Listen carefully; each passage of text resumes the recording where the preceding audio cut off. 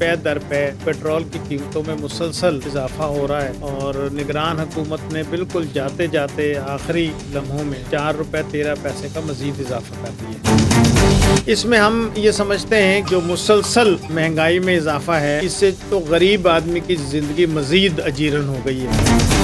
ہم نے یہ فیصلہ کیا ہے پرسوں اتوار کے روز ہم لاہور شہر میں 4 مختلف مقامات پر بڑے مظاہرے کریں گے، حکومت کو یہ باور کرائیں گے ہم جاگ رہے ہیں۔ بسم اللہ الرحمن الرحیم۔ میرے ساتھ اس وقت جناب خالد بٹ صاحب سیکٹری جماعت اسلامی لاہور، جناب عامر نثار خان صاحب اور جناب حفیظ اوان صاحب ڈپٹی سیکٹری جماعت اسلامی لاہور موجود ہیں۔ آج ہم نے آپ کو زحمت اس لیے دی ہے کہ پے در پے پیٹرول کی قیمتوں میں مسلسل اضافہ ہو رہا ہے اور نگران حکومت نے بالکل جاتے جاتے آخری لمحوں میں 4 روپے 13 پیسے کا مزید اضافہ کر دیا اور قیمت جو ہے وہ اب 280 روپے پر لیٹر ہو گئی ہے۔ لیکن اس کے ساتھ ساتھ جو خرابی کا باعث بن رہی ہے وہ یہ کہ اس سے پہلے بجلی کی قیمتوں میں بھی اضافے کا نوٹیفیکیشن جاری ہو گیا ہے جس کا اطلاق آج سے شروع ہوگا 1 مارچ سے، اور سوئی گیس کی قیمتوں میں گزشتہ 1 سال میں 1150% اضافہ ہوا ہے، اور یہ سوئی گیس کی قیمتوں میں جنوری 2023 میں اضافہ ہوا تھا، پھر نومبر 2023 میں اضافہ ہوا اور پھر اب 15 فروری 2024 کو بھی ایک بالکل ہنگامی بنیادوں پر اضافہ کیا گیا ہے۔ اس میں ہم یہ سمجھتے ہیں کہ یہ جو مسلسل مہنگائی میں اضافہ ہے اس سے تو غریب آدمی کی زندگی مزید اجیرن ہو گئی ہے۔ 16 ماہ کی جو حکومت رہی ہے پی ڈی ایم کی اس میں ہی کمر ٹوٹ گئی تھی، لیکن یہ ایک امید اور ایک آسرا پیدا ہوا تھا کہ نئے انتخابات ہوں گے اور عوامی نمائندگان جب برسر اقتدار آئیں گے تو اس میں ہمیں کچھ ریلیف کچھ نہ کچھ ضرور ملے گا۔ لیکن ابھی اسمبلیوں کا حلف اٹھایا ہے اور فوراً بعد ٹوکن کے طور پر جو ہے ایک اضافہ ہمارے سر پر مسلط کر دیا گیا ہے۔ ہم یہ سمجھتے ہیں کہ یہ پی ڈی ایم کی حکومت کا ہی تسلسل ہے، اور اب جن لوگوں نے حلف اٹھایا ہے، جن قومی اسمبلی کے ممبران نے، صوبائی اسمبلی کے ممبران نے، پہلے مرحلے پہ تو ہم یہ سمجھتے ہیں کہ یہ جعلی مینڈیٹ ہے، اور جس طرح سے ان کو منتخب کروایا گیا ہے، جس طرح سے سلیکشن کی گئی ہے، یہ پاکستان کی تاریخ میں اس کی کوئی مثال نہیں ملتی۔ لیکن اب چونکہ ایک حکومت بننے جا رہی ہے، جیسی بھی ہے، ہم یہ توقع رکھتے تھے اور رکھتے ہیں کہ عوام کو، غریب لوگوں کو کچھ نہ کچھ ریلیف ملے گا، لیکن یہ جو آنے والی حکومت ہے اس کی بھی کوئی پالیسی اور کوئی ایسی چیز سامنے نہیں آئی جس سے یہ اندازہ ہو سکے کہ عام آدمی کو کوئی ریلیف ملے گا۔ صوبائی حکومت کی جو وزیر اعلیٰ منتخب ہوئی ہیں انہوں نے بھی ایک لمبی چوڑی تقریر اسمبلی میں کی ہے کہ یہ بھی کریں گے، یہ بھی کریں گے، یہ بھی کریں گے، لیکن مہنگائی کو کنٹرول کرنے،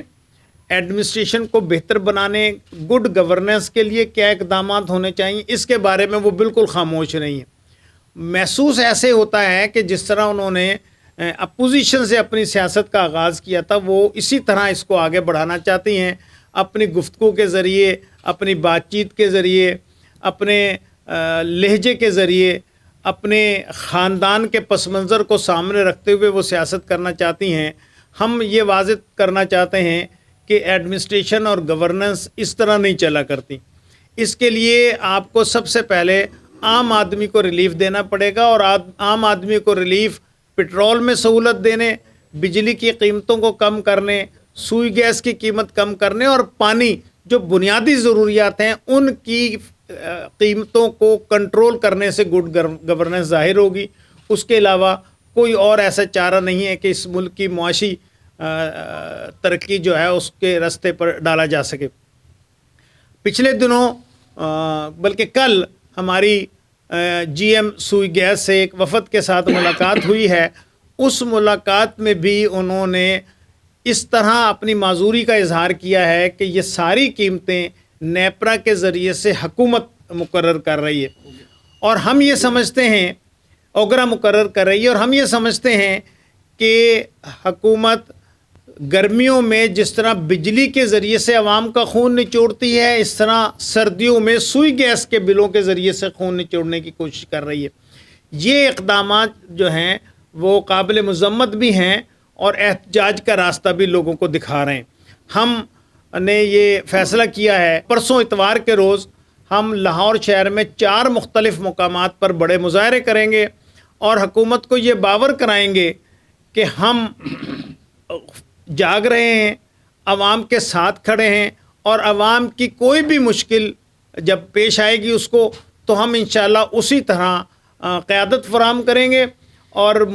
مظاہرے کرنے پڑے تو مظاہرے کریں گے، احتجاج کرنا پڑا، بائیکاٹ کرنی پڑی، ہڑتال کرنی پڑی، ہر صورت میں ہم اپنے عوام کے ساتھ کھڑے ہوں گے۔ لیکن یہ لوگ جو منتخب ہوئے ہیں ان کے اوپر یہ ایک تمانچہ ہے کہ ان کی مرضی کے بغیر، ان کے علم کے بغیر جو ہے وہ بجلی کی قیمتوں میں، سوئی گیس کی قیمتوں میں اور پیٹرول کی قیمتوں میں مسلسل اضافہ ہو رہا ہے۔ ہم یہ سمجھتے ہیں کہ کچھ غیر مرئی قوتیں ہیں جو اس ملک کو چلا رہی ہیں، جنہوں نے سیاستدان جن کو سلیکٹ کر کے اسمبلیوں میں پہنچایا گیا ہے ان کی پپٹ کے علاوہ کوئی اور حیثیت نہیں ہے۔ وہ جس طرح انگلیوں کے اشارے پر کٹھ پتلیاں ناچتی ہیں، اس طرح وہ بھی تماشا کر رہے ہیں، اور ہم یہ تماشا اس ملک کے اندر مزید برداشت نہیں کر سکتے۔ ہم جو بھی راست اقدام ہمیں کرنا پڑے گا انشاءاللہ العزیز ہم عوام کے ساتھ کھڑے ہوں گے اور ہم آگے کی طرف بڑھیں گے انشاءاللہ العزیز۔ یہ ملک ہمارا ہے، یہ پاکستان ہمارا ہے۔ ہم مفاہمت بھی کرنا چاہتے ہیں، ہم یہ بھی چاہتے ہیں کہ اس ملک کے اندر سیاسی طور پر جو دہشت گردی ہو رہی ہے، جس طرح خواتین کو اور لوگوں کو جیلوں میں ڈالا جا رہا ہے، صحافیوں کے ساتھ تشدد ہو رہا ہے، ان کو گرفتار کیا جا رہا ہے، بے مقصد مقدمات میں ملوث کیا جا رہا ہے، ہم اس کی بھی مذمت کرتے ہیں۔ اور یہ جو ملک میں انارکی کی کیفیت ہے اس کو ختم کرنے کے لیے حکومت اور جو مقتدر قوتیں ہیں وہ اقدامات کریں تاکہ ملک میں امن و امان قائم ہو، اور جب امن و امان قائم ہوگا تب بھی یہ معاشی طور پر استحکام حاصل ہو سکے گا، ورنہ یہ ساری جو محنت ہے اور یہ جو 50 ارب روپے انتخابات پر خرچ کیے ہیں یہ بالکل ضائع ہوتے ہوئے نظر آ رہے ہیں۔ بالکل اسی طرح جس طرح سابقہ حکومتیں اوٹ پٹانگ منصوبے بنا کر ملک کی معیشت کا بیڑا غرق کر گئی ہیں، اسی طرح یہ جو انتخابات ہیں اور جو چیف الیکشن کمیشنر صاحب ہیں جنہوں نے ان 50 ارب روپے کا ناجائز استعمال کیا ہے، کچھ لوگوں کو خوش کرنے کے لیے اپنی جیبیں بھری ہیں، ریٹرننگ آفیسرز نے پیسے وصول کیے ہیں اور اس کے ذریعے سے عوام کے کو خون نچوڑ کر 50 ارب روپے جو ہے وہ